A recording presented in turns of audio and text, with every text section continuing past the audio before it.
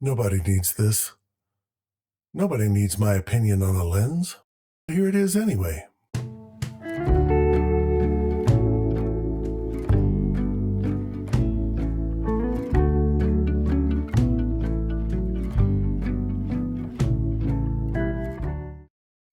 Solid construction. Beautiful design. Sharp images. If you think superior optics, you think Funlader? Wait, what? This all started when my M2 entered my life. I didn't have any lenses that fit it, so I started down the rabbit hole, looking for options. And stupidly, I started by asking Leica people on the internet. Hey everybody, first-time Leica owner here. What's a good lens to start with? You must use Leica glass on a Leica. Anything else is not a pure experience. In my mind, they all sounded like that. So I looked at Leica prices and decided not. I wanted a 35 and a 50, and the combined price of the two was more than I paid for my last motorcycle. So, moving on. I settled on these two lenses from TT Artisan, a 35mm f1.4 and a 50mm f1.4. I like the images I made with them, but they're a little cumbersome to use. They're heavy, and off in the distance, I could hear the siren song of a smaller, lighter lens. I was scrolling through YouTube when I happened across GX Ace's video about the Funlader Contax G 35mm f2 to Leica M conversion. I'll include a link to the video below, but I had already decided I wanted it about halfway through. Funlader appears to mostly make these pancake wide-angle lenses aside from the conversions. By the time I dug out my credit card, they had sold out of that particular lens. Fortunately, they were selling a fully assembled 45mm f2 Contax G planar conversion in my favorite color, black. The same color as my soul. I hit buy and settled in to wait for delivery. When the lens arrived, I was, as the young say, stoked. The paint was excellent. The aperture ring detents were solid.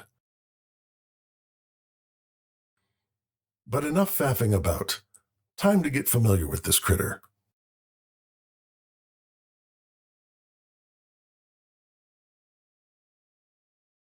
First, a walkabout in the suburban hell landscape that I live in. I was disappointed with this first shot. Stopped all the way down to f16 and locked on infinity. This is a horrible image. I largely took it to get a feel of where the edges of the image were. The M2 has frame lines for 35, 50, and 90mm focal lengths. This lens triggers the frame lines for the 50, but it's 45, so you get just a little extra outside of those lines. I took maybe a dozen steps and fired off the second frame, and there it was. The justification for buying this lens. This photo should not be this good. It's just a traffic cone, carelessly framed. It really has no right to hit like it does. But the way this lens renders separation is extraordinary. It's the perfect tool to stack depth in my photographs, which is something I need to work on doing. Further down the roll, it was even serving a little Eggleston vibe. This thing is outstanding, and I need to step my game up so that I can be a photographer worthy of having good tools.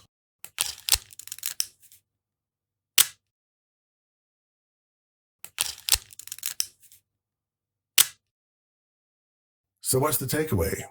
Would I recommend this lens? On a scale of yeah, this is way past the yeah and hell yeah range and is solidly in oh fuck yeah territory. This wasn't a cheap lens. I paid $1,200 for it, plus taxes, license, and dealer prep. That makes it much cheaper than the 50mm f2 Summicron M, though. As I film this, those are going for upwards of $2K and are closer to $3K.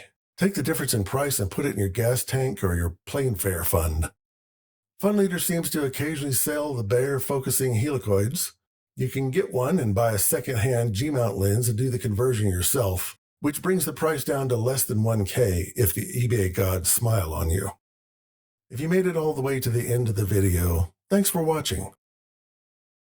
And hey, I hope I see you out there.